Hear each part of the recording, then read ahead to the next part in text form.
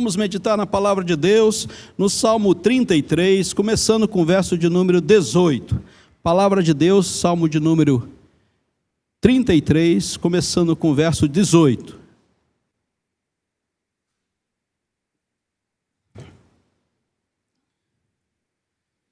Capítulo 33 dos Salmos, começando com o verso de número 18.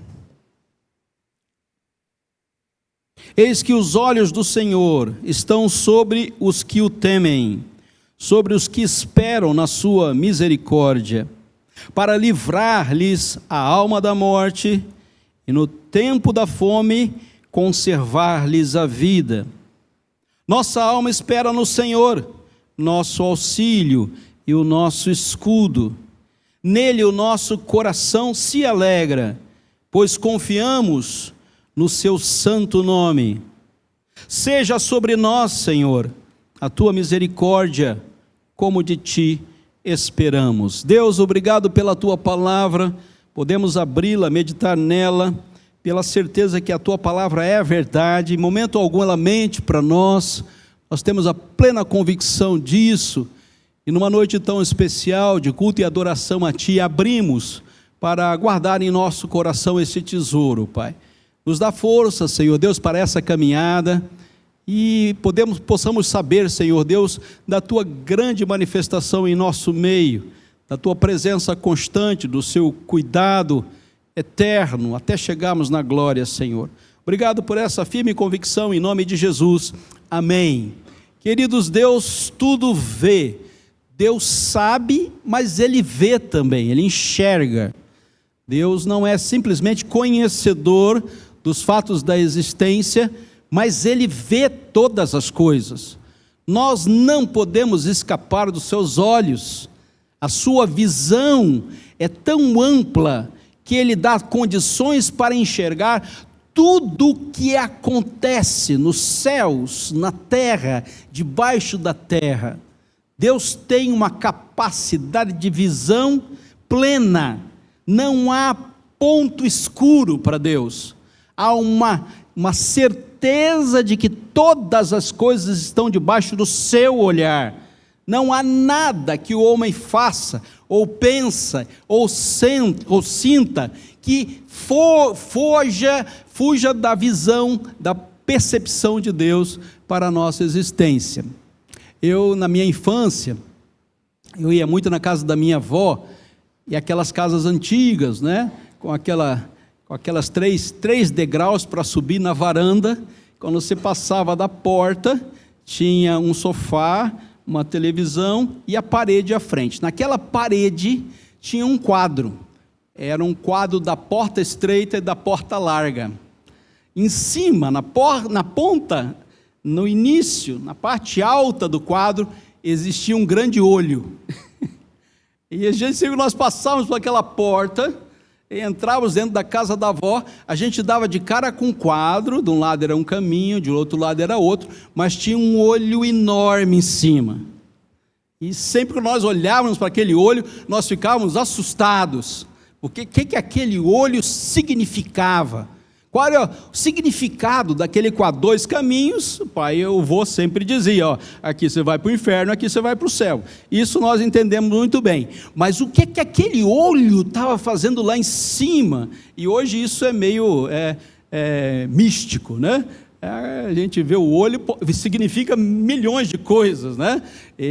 Mas para nós, na nossa infância, na nossa limitação, aí a avó dizia, aquele olho é o olho de Deus. E a gente tremia só de pensar que Deus estava olhando para nós quando nós entrávamos na casa da vovó. Era assustador saber que Deus estava olhando para nós.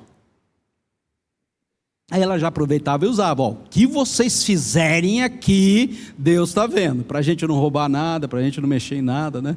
Então ficavam os 3 netinhos sentados na sala, olhando para o olho. E talvez seja assim a sua concepção do Deus que tudo vê.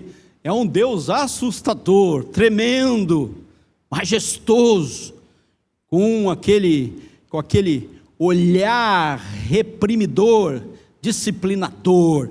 Deus vai pesar a mão sobre você agora, porque Ele viu tudo, né? Esse sentimento infantilizado que a gente tem de um Deus que não bate com o Deus da palavra. Sim, queridos, essa é uma simbologia, a gente não tem como ter essa percepção. Então é uma forma com que nós podemos entender, e a Bíblia, o salmista está usando isso, é uma forma que você pode entender que não tem como você escapar da vigilância de Deus. Só nessa sala aqui tem quantas câmeras? 1, 2, 3, 4, você está plenamente vigiado nessa sala. Se você se mexer, aquela câmera vai te achar, ela vai saber onde você vai. Sabia disso? E ela até fala com a gente. E se o operador quiser falar com você, ele fala de dentro daquela câmera. Não sei como é que isso funciona, mas acontece. Nós estamos plenamente vigiados. Em volta dessa igreja, querido, existe olho pendurado em tudo que é canto. E não tem quase nada aqui que você não seja filmado. A gente sabe onde é que você vai, o que você faz, e temos toda a percepção do que a igreja faz dentro da igreja. Então, queridos, para Deus, essa é uma dimensão simbólica, mas para Deus, e para a gente entender a visão de vigilância de Deus, Ele usa o olhar, e Ele diz aí: eis que os olhos do Senhor estão sobre os que o temem. O Salmo, como não poderia deixar de ser, dentro do livro dos Cânticos de Salmos, é um cântico de louvor. Ao louvor a quê? Louvor à soberania de Deus. Aqui ele fala sobre a criação, Deus é soberano na criação. Aqui ele fala sobre as nações, Deus é soberano sobre todas as nações. E aqui ele fala sobre a minha e a sua história, Deus é soberano sobre a nossa história. Ele está escrevendo ela minuciosamente. Depois ele chega no verso de número 18, e ele vai falar dessa concepção de Deus, da sua grandeza. Há uma diferença entre a ação no mundo e há uma diferença entre a ação do Deus soberano. Ele nos dá plena segurança, Ele tem toda a providência para nos socorrer. No mundo, isso acontece com base nos ditames mundanos. Para Deus, mediante a sua palavra, isso vai acontecer dentro da sua segurança, da sua providência e da sua ação soberana, queridos. A confissão de fé vai nos ajudar essa hora. Deus vê tudo que nós estamos realizando. Deus tem toda essa capacidade de nos conduzir e ordenar todas as coisas conforme ao seu querer e a sua capacidade de realizar.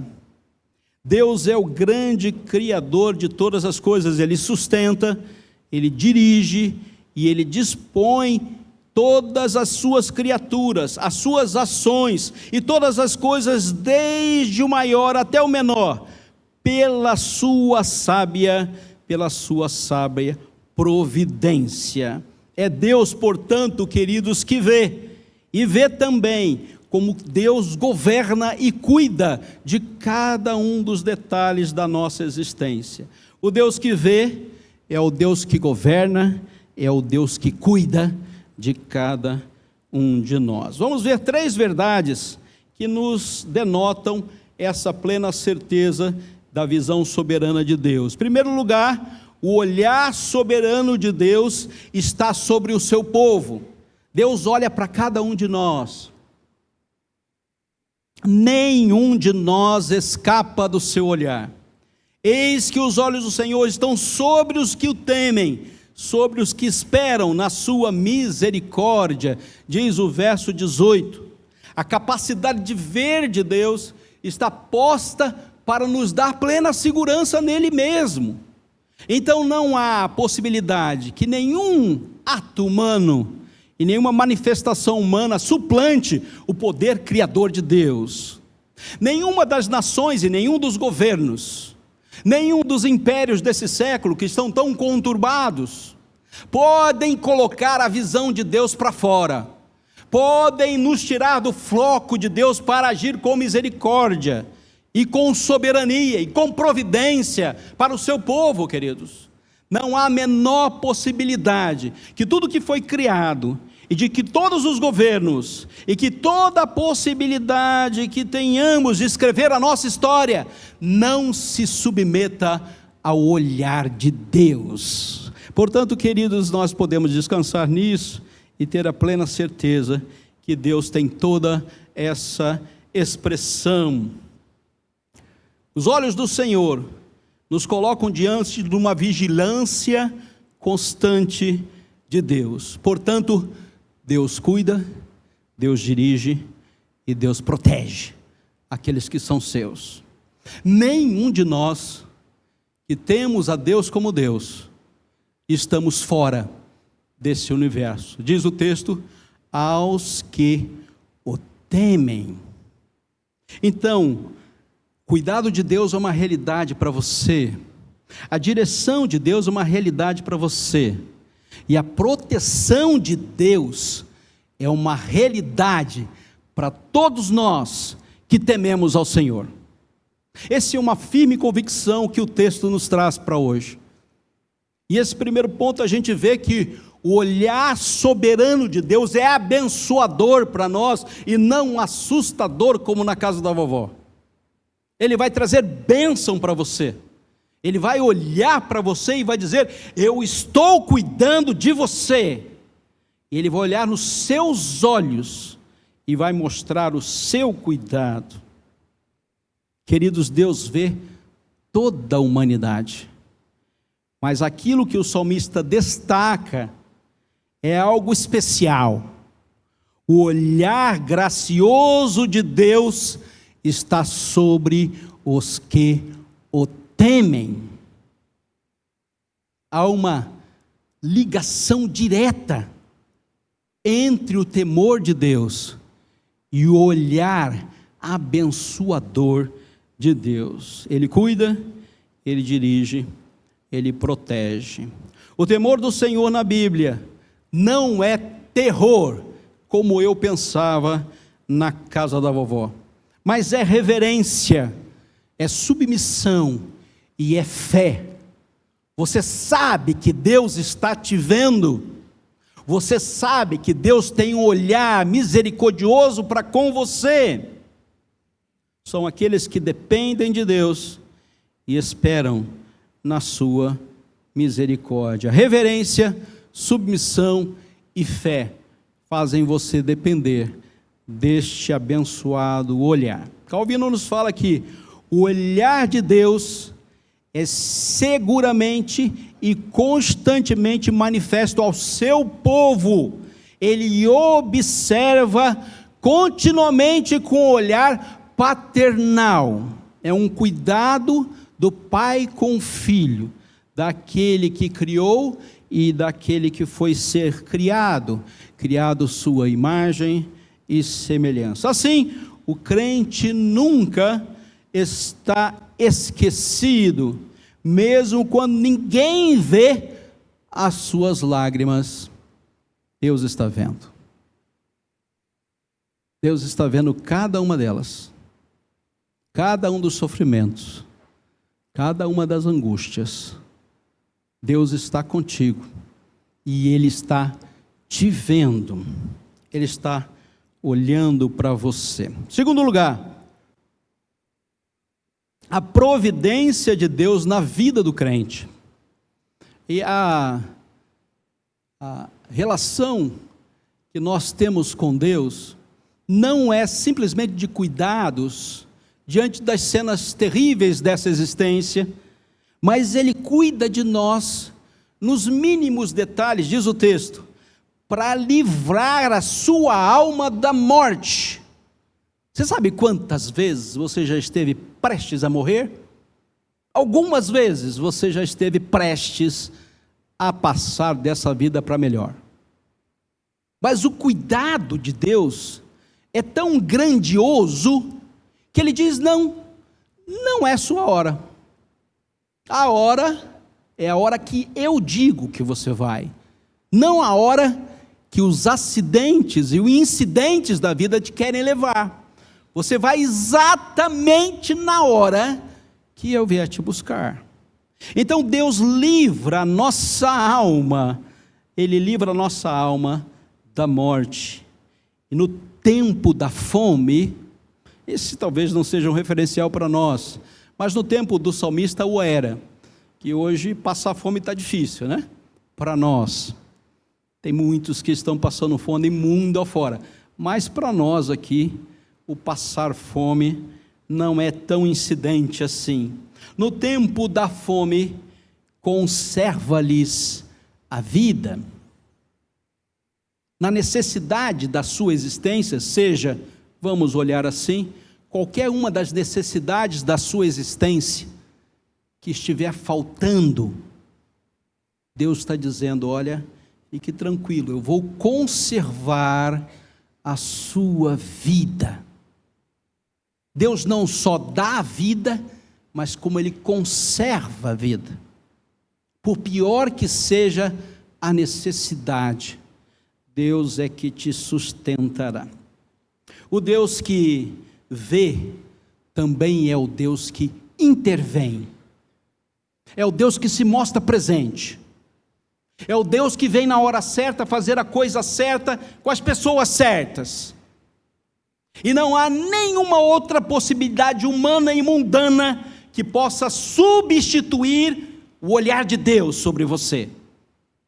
Ele sabe exatamente o que está acontecendo. Ele sabe exatamente qual é a necessidade. A providência de Deus te livra de todos os perigos, querido. Sustenta você nos tempos difíceis e preserva a sua vida. É um cuidado de Deus. A providência de Deus para a vida do crente é plena, é perfeita. Em momento algum Deus vai deixar você à mercê da sua sorte, mas Ele vai manifestar-se poderosamente, porque Deus governa cada circunstância para o nosso bem. Cada uma delas foi escrita e determinada pelo próprio Deus na sua história. Assim como Ele criou, assim como Ele governa as nações, assim Ele dirige a história daqueles que o temem. Tanto, nós precisamos voltar a essa verdade. Spurgeon nos diz que quando Ele olha para os seus, Ele olha para salvá-los. Deus olha para o seu povo para trazer salvação para nós. Ele não está olhando para nós como um grande olho na sala, mas Ele está agindo soberanamente dentro da sua providência, para trazer exatamente aquilo que eu necessito hoje. E minha alma não morrerá, e a minha boca não passará fome. Que Deus maravilhoso, que tem uma providência agindo em nosso favor. Providência está presente nas nossas crises, e ela aponta para o instrumento da graça divina. Deus está fazendo a sua obra providencial perfeitamente. Em terceiro lugar, a resposta da confiança do povo de Deus. Verso 20. Nossa alma espera no Senhor, nosso auxílio e escudo. Diante de Deus, queridos, que vê e que cuida, a resposta correta do crente é esperança e confiança, não medo e temor e tremor. Olhamos para Deus vivendo dentro de um ambiente onde Deus espera a nossa resposta. Você confia? Você espera nele? Ele é o seu amparo, Ele é o seu escudo? Ou quem é? Ou o que é? Em que você se baseia? Se não for no olhar soberano e providente de Deus. Em quem você está confiando, meu irmão? Em quem você está colocando a sua esperança? No governo que virá vai ser bem melhor? Não sei, meu irmão. Não sei se vai ser bem melhor. Eu não sei o que nos espera no dia de amanhã, quanto mais no ano que vem. Mas eu sei de uma coisa: Deus está olhando para nós. Deus está olhando para nós. Está esperando da sua igreja uma resposta. E qual a resposta, igreja, que você tem para Deus hoje? O Salmo 33 é uma pergunta dentro de um louvor. Qual é a resposta que você tem para dar? É exatamente a resposta que o salmista teve no seu tempo e na sua época? Ou ela diverge dessa resposta? Você tem uma outra resposta existencial para você que teme a Deus? Você tem uma outra resposta? Pois bem, o salmista nos coloca diante desta mesma. E ele diz: olha, em primeiro lugar, espera no Senhor. Em segundo lugar, reconhece Deus como seu auxílio. Somente Deus pode te auxiliar. Em terceiro lugar, confie na misericórdia divina. Esse é o reservatório de respostas que você tem. Aprenda com o salmista nessa noite a responder à providência e o olhar de Deus cuidador sobre você. Espera no Senhor, reconhece Deus como seu auxílio e confie na sua misericórdia. Seja sobre nós, Senhor, a tua misericórdia, como de ti esperamos. A esperança cristã não está na nossa própria força. Nunca esteve. Sempre que o povo de Deus esqueceu-se de Deus, colheu derrota.